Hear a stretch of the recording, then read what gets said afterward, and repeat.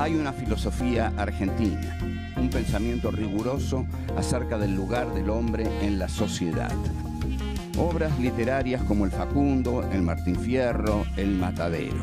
Texto axial, fundamental, el plan revolucionario de operaciones de Mariano Moreno, Los muertos en Plaza de Mayo. El primer centenario se festeja bajo estado de sitio. Las cartas a Lavalle deciden el fusilamiento de Dorrego. No hay verdad que se resista frente a 2 pesos, moneda nacional.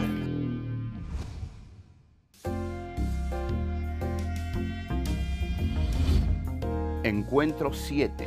Los caudillos del interior federal.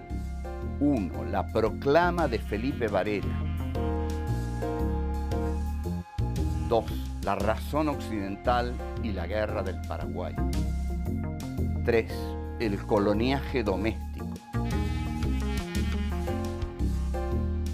4. El poder de Buenos Aires.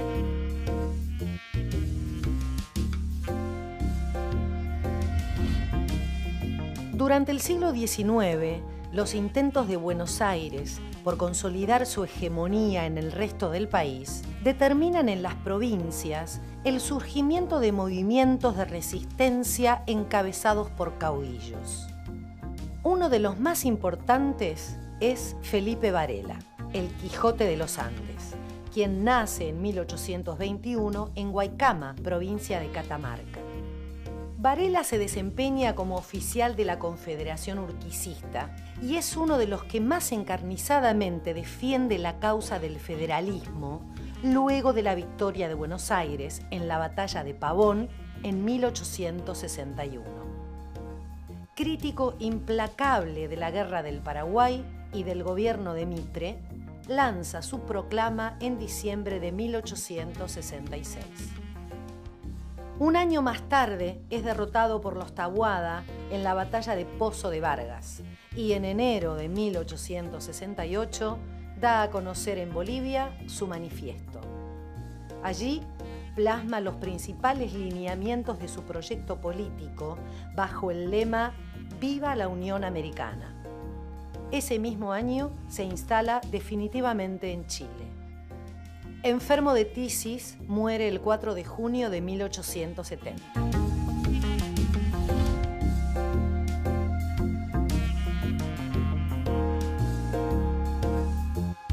Este es nuestro encuentro número 7, los caudillos del interior federal. ¿Quiénes son estos caudillos? Bueno, han venido desde el comienzo de nuestra historia: Francisco Ramírez, Estanislao López, los que ataron sus cabalgaduras en la Pirámide de Mayo en el año 20, llamado por eso el año de la anarquía, pero fundamentalmente nosotros vamos a hablar de un caudillo muy interesante que es Felipe Varela. Felipe Varela, también llamado el Quijote de los Andes, era un caudillo que confiaba mucho en que Urquiza se levantara en armas contra Mitre. Si Urquiza se levantaba en armas contra Mitre, Varela pensaba que teniendo Mitre tantos problemas con la guerra del Paraguay, en la que le iba muy, muy mal, las montoneras del interior mediterráneo, que eran las que comandaba Varela, más el desgaste del ejército mitrista en la guerra del Paraguay, más el esperado levantamiento de Justo José de Urquiza, podrían converger en un avance triunfal sobre Buenos Aires. Sobre Felipe Varela hay una samba muy conocida, que es la Felipe Varela, porque Felipe Varela matando viene y se va. Hay una versión federal que dice porque Felipe Varela nunca mató por matar. La versión unitaria insiste en decir lo echaron a la frontera, de ahí no habrá de volver.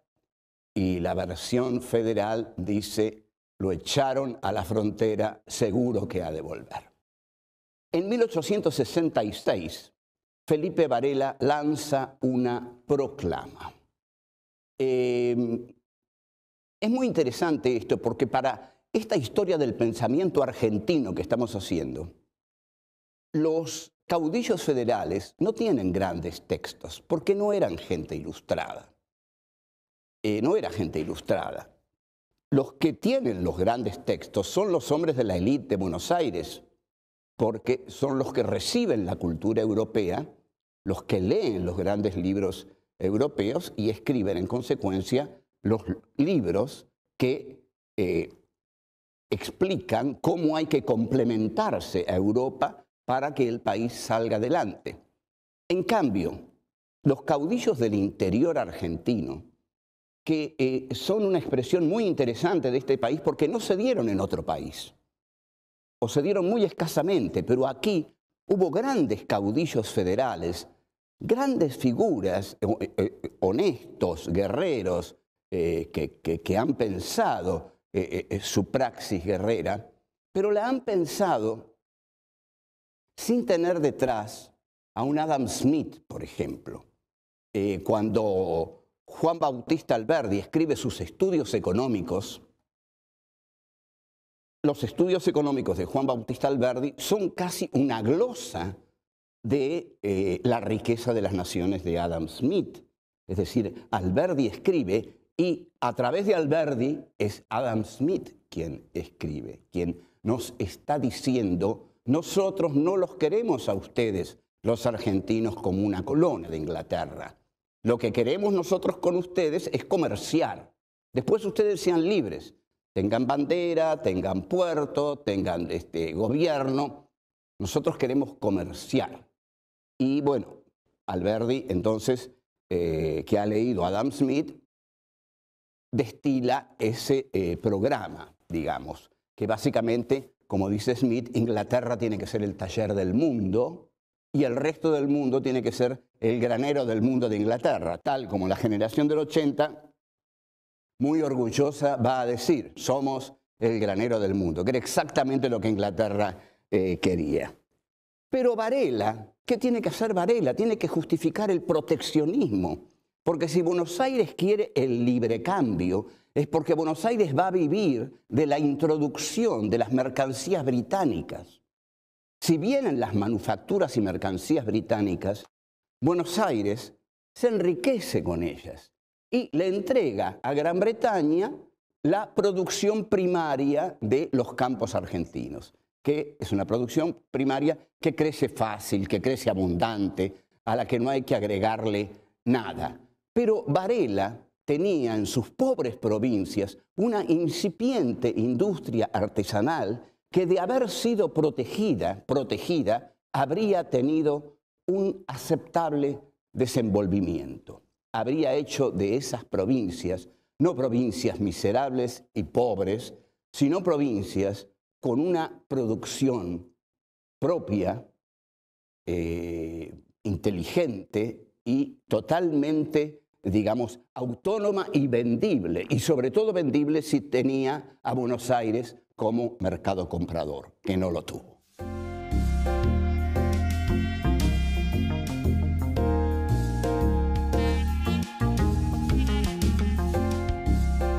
Tenemos que ver ahora un aspecto muy importante del desarrollo de esta parte de América Latina en el siglo XIX. La guerra del Paraguay. ¿Qué pasaba con el Paraguay? El Paraguay se había cerrado. El Paraguay era proteccionista. El Paraguay no quería comerciar con los grandes centros imperiales. El Paraguay era lo que Sarmiento llamaba la China de América. China tampoco había querido comerciar con el mundo occidental, pero Inglaterra abrió la China a cañonazos. Ese era el modo en que los ingleses penetraban en algunos lugares. Digamos, si los chinos no querían comerciar con los ingleses entraban a cañonazos y así abrieron China al mercado del opio. Y bueno, ese es otro tema. Pero Paraguay era para Sarmiento la China de América porque Francisco Solano López, hijo del doctor Francia, había decidido hacer un territorio proteccionista, pero con enorme inteligencia había traído técnicos extranjeros, técnicos europeos, y los había puesto al servicio de ese proyecto nacional proteccionista que tenía el Paraguay. En consecuencia, a diferencia de Juan Manuel de Rosas, que le tenía alergia a los gringos, Francisco Solano López hizo educar a su hijo en Europa y trajo técnicos europeos para ayudarlo a desarrollar el Paraguay. ¿Qué pasa con el Paraguay? En el Paraguay pasa que hay astilleros, que hay, digamos, se forja el hierro, que hay un desarrollo ya de una enorme autonomía. Hay barcos, hay armas que se fabrican, hay fundiciones. Entonces, y hay mucho algodón. La materia prima que tiene el Paraguay es el algodón. Inglaterra, es notable como Inglaterra veía el mapa del mundo como hoy lo ve Estados Unidos. Inglaterra, que ya no tenía algodón porque el sur norteamericano había sido derrotado, ve que hay mucho algodón en el Paraguay. Entonces dice, señores, queremos el algodón del Paraguay. Pero los paraguayos, como son proteccionistas, no se lo quieren dar. Entonces la banca británica dice, hay que hacer una guerra ahí, y une a Mitre, los uruguayos y los brasileños. Se declara la guerra de la Triple Alianza. Hay que entrar con la razón occidental, el progreso y la civilización en el hermético Paraguay, en el barbárico Paraguay, en esa China de América. Efectivamente, destrozan todo, destrozan todos. Como dije en otro programa, hay 800.000 varones muertos. Y finalmente, ahí sí, el Paraguay queda entregado a la voracidad del capital británico, que se lleva todo lo que necesita, y también los brasileños. Los que menos se llevan son los argentinos. Bien, los caudillos del interior mediterráneo, como Felipe Varela, se dan cuenta que ese proteccionismo de Francisco Solano López es el que ellos tienen que proponer para sus propias economías. Entonces surge una idea, surge una filosofía, surge un pensamiento, lo hayan expresado o no, lo hayan escrito o no, surge por primera vez el pensamiento de la unidad de América Latina. Entonces, lo que expresa el Quijote de los Andes, el gaucho, seguramente no muy culto, Felipe Varela, es que América o se une y presenta ante Europa un bloque unitario, macizo, o es totalmente derrotada por las oligarquías locales que comercian con Inglaterra y se produce lo que llamamos la diseminación, podríamos decir, la deconstrucción de América Latina. La guerra del Paraguay es conceptualmente el Vietnam del siglo XIX, es una masacre terrible, negada, por supuesto, por la historia oficial, que ya no existe la historia oficial, nos reímos de la historia oficial, digamos, ya nadie cree en esa paparrucha que crearon basándose en los libros de historia de Mitre y algunos de Sarmiento. No hay más historia oficial. Lo que hay para nosotros es claramente un proyecto imperial que entra en la Argentina a través de la élite culta de Buenos Aires. Como había que integrar al Paraguay a ese proyecto, se decide hacerle una guerra de exterminio, Entonces, se consigue exterminar al Paraguay y al exterminar al Paraguay, el Paraguay, claro, se integra, pero se integra con nada, se integra derrotado.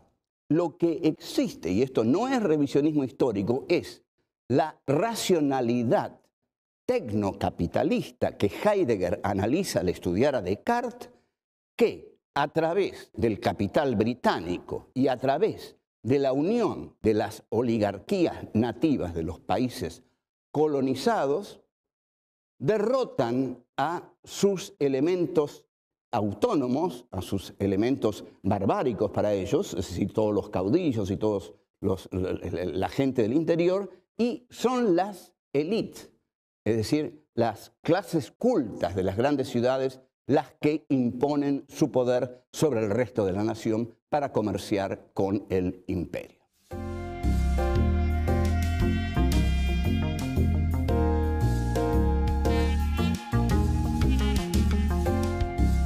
Ya en el año 1866, Felipe Varela había lanzado una proclama para los pueblos del interior en la cual los convocaba a unirse a su lucha.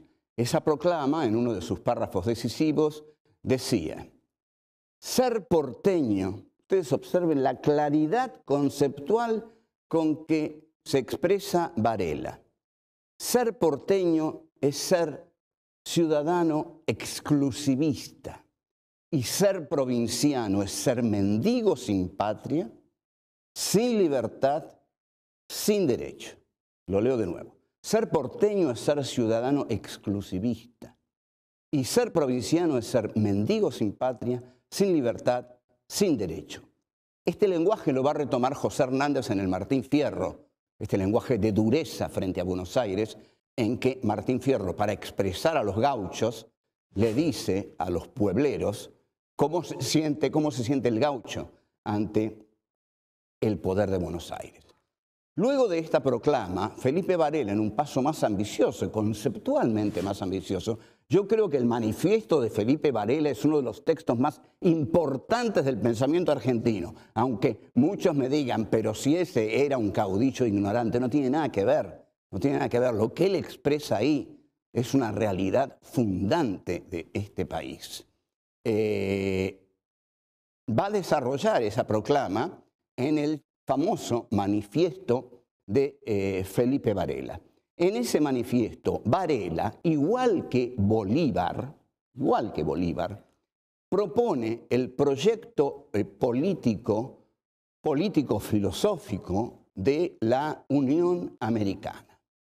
La Unión Americana postula que solo una América unida va a ser una América fuerte.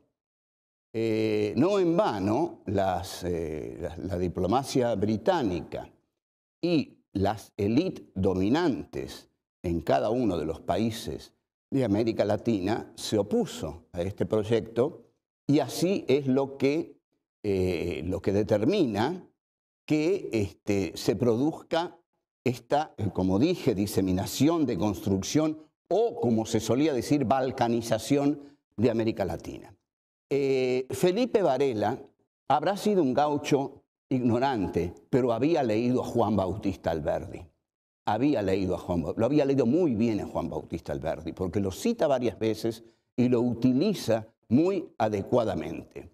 Entonces, habiendo leído a Juan Bautista Alberdi, dice: Buenos Aires es la metrópoli de la República. Buenos Aires es esa ciudad que coloniza al resto del país, así como América colonizaba a Buenos Aires y a todo el resto del país. La colonización se ha trasladado de Madrid o de Cádiz hacia Buenos Aires. Ahora, la potencia colonizadora es Buenos Aires. No deberá asombrarnos entonces que para Felipe Varela la Revolución de Mayo sea la guerra de 1810. ¿Qué es la guerra de 1810? Es la guerra que Buenos Aires emprende contra las provincias. Así es interpretada por las provincias la Revolución de Mayo, como una guerra de los porteños contra las provincias, porque así la interpreta Alberdi, y Alberdi es el maestro de Felipe Varela, quien tiene a un ilustre maestro, porque Alberdi era un pensador excepcional, es el más grande pensador político que tiene este país. Entonces, ¿qué es lo que dice Varela? Que en la República Argentina hay un coloniaje que podríamos llamarlo doméstico, un coloniaje republicano, un coloniaje que aquellos que dicen representar la República, o sea, la gente de Buenos Aires, la élite de Buenos Aires, ejerce sobre el resto del país. derrotado el Paraguay, derrotado Juan Sá en San Luis, Varela queda prácticamente aislado y tiene que dar su batalla contra los hermanos Taboada, que eran santiagueños al servicio de Mitre. La batalla se da en el Pozo de Vargas y es famosa la anécdota en la cual los hermanos, cuando necesitan ganar la batalla, porque no la van ganando, le hacen tocar a la banda de su ejército una zamacueca. Y eso entona a los soldados de los Taboada, y se produce la derrota de Felipe Varela en Pozo de Vargas, y Varela se exilia, y esta derrota es la del último gran caudillo argentino.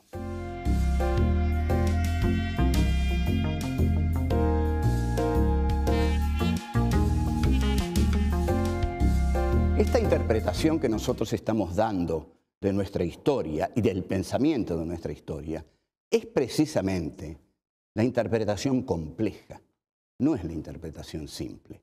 La interpretación simple es la que da Buenos Aires a través de los textos de Bartolomé Mitre y de Sarmiento y los textos tradicionales de la generación del 80 y luego los manuales escolares, ¿no?, que trazan la epopeya de la gran ciudad de Buenos Aires que se adueña del país. Nuestra visión es mucho más compleja.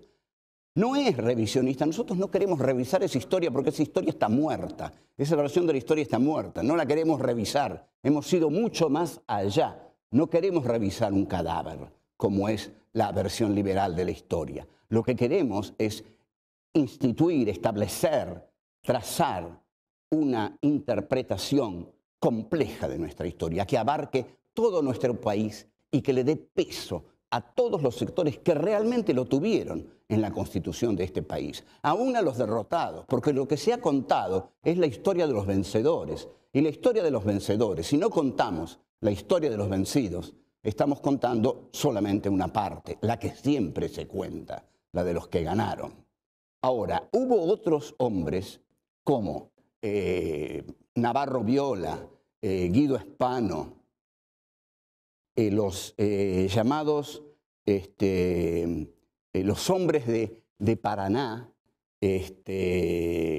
José Rafael Hernández, que escribieron contra la guerra del Paraguay y contra la política de Buenos Aires. La guerra del Paraguay parte de la fanfarronada típicamente mitrista, que les dice a la juventud dorada de la burguesía porteña, los que después van a formar la Liga Patriótica de Carles, de Manuel Carles en el siglo XX, les dice, bueno, a las armas, en 3 días en los cuarteles, en 3 semanas en el frente, en 3 meses en la Asunción. Y la guerra duró 5 años. Esas eran las predicciones de Mitre. Ahora bien, ¿qué dice Guido Spano sobre la batalla de Pavón? Guido Spano dice que la batalla de Pavón implicó la ruina y el desquicio para las provincias y la riqueza y el poder para Buenos Aires. En efecto, porque en esa batalla Urquiza le entrega el federalismo a Buenos Aires, así, directamente. El gran traidor de nuestra historia, el hombre que traicionó a la causa del federalismo. Andrade va también a hablar del monopolio que Buenos Aires ejerce sobre el puerto y sobre la aduana, porque aquí lo que está en juego es que Buenos Aires quiere ser el puerto único y quiere tener el dominio total sobre ese puerto y sobre la aduana. Y las rentas aduaneras eran la enorme riqueza que se podía conseguir en el país, y Buenos Aires quiere ser la dueña de la aduana por todo el tiempo que sea necesario. La guerra civil que Buenos Aires lleva al interior no solo da la espalda a los intereses del interior, sino que es una guerra civil destinada a aniquilar por completo las resistencias del interior. Buenos Aires aniquiló tres tipos de resistencias. Las resistencias de los gauchos federales, la molestia de los negros, a los que mandó a morir a la guerra del Paraguay, y la molestia de los indios, a los cuales exterminó en la llamada Segunda Conquista de América, que realizó el general Julio Argentino Roca. Entonces, despobló el país. La clase ilustrada de Buenos Aires despobló el país porque los mató a todos. Mató a los gauchos federales, mató a los negros, mató a los indios. Entonces lo tuvo que poblar de nuevo. Para poblarlo de nuevo, tuvo que traer a los inmigrantes, a los que llamó la chusma ultramarina, que llegaron a Buenos Aires siendo muy pobres, necesitando trabajar. Y este trabajo que estos vencedores del federalismo le quieren dar a los inmigrantes, lo había pedido antes un defensor de los gauchos. José Hernández en el Martín Fierro pide trabajo para sus gauchos. Dice que el gaucho es no lo dice así, pero el gaucho en realidad para las estancias, para los campos, es una mano de obra barata y calificada, porque nadie conoce como el gaucho la tierra que tiene que trabajar y poco hay que pagarle al gaucho. Eso es lo que demuestra el Martín Fierro. El Martín Fierro demuestra en su primera parte que el gaucho no tiene destino en el sistema que se ha establecido en el país, y en su segunda parte demuestra que los gauchos se pueden integrar al sistema de Buenos Aires y les da los consejos a los gauchos para hacerlo. Obedezca el que obedece y será bueno el que manda. Hasta luego.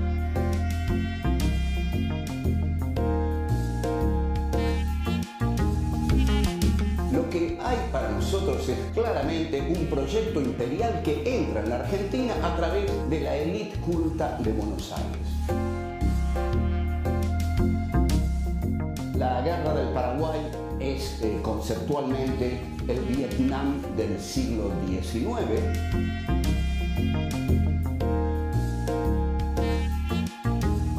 Ser porteño es ser ciudadano exclusivista. Y ser provinciano es ser mendigo sin patria, sin libertad, sin derecho.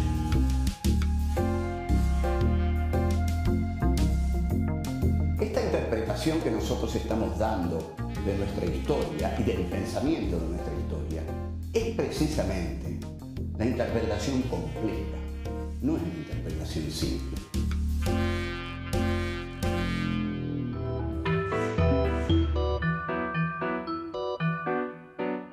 Vamos a hablar de un caudillo muy interesante que es Felipe Varela. Felipe Varela, también llamado el Quijote de los Andes, era un caudillo que confiaba mucho en que Urquiza se levantara en armas contra Mitre. Si Urquiza se levantaba en armas contra Mitre, Varela pensaba que teniendo Mitre tantos problemas con la guerra del Paraguay, en la que le iba muy, muy mal, las montoneras del interior mediterráneo, que eran las que comandaba Varela. 1. La proclama de Felipe Varela. 2.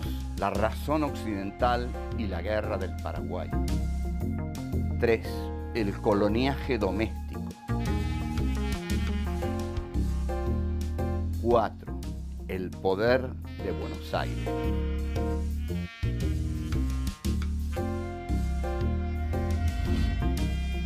Durante el siglo XIX, los intentos de Buenos Aires por consolidar su hegemonía en el resto del país determinan en las provincias el surgimiento de movimientos de resistencia encabezados por caudillos. Uno de los más importantes es Felipe Varela, el Quijote de los Andes, quien nace en el lema «Viva la Unión Americana». Ese mismo año se instala definitivamente en Chile. Enfermo de tisis, muere el 4 de junio de 1870.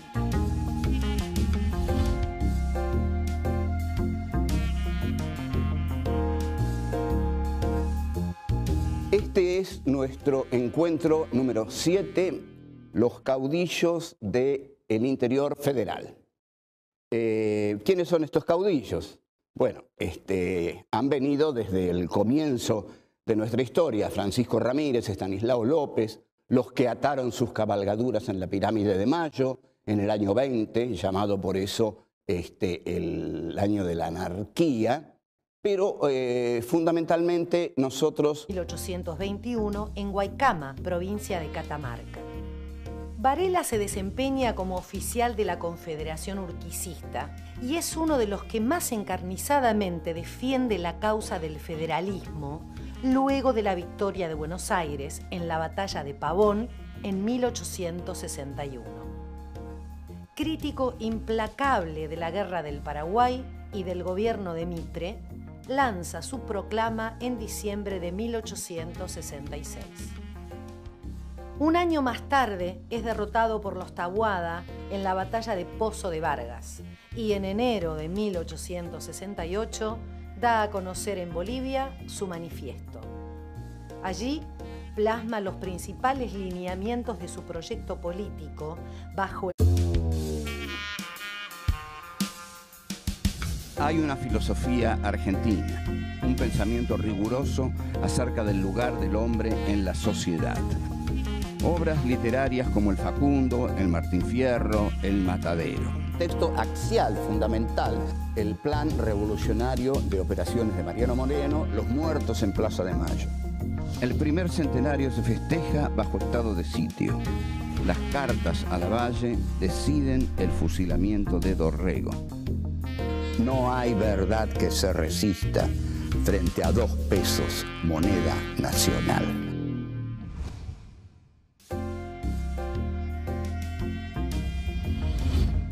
Encuentro 7, los caudillos del interior federal.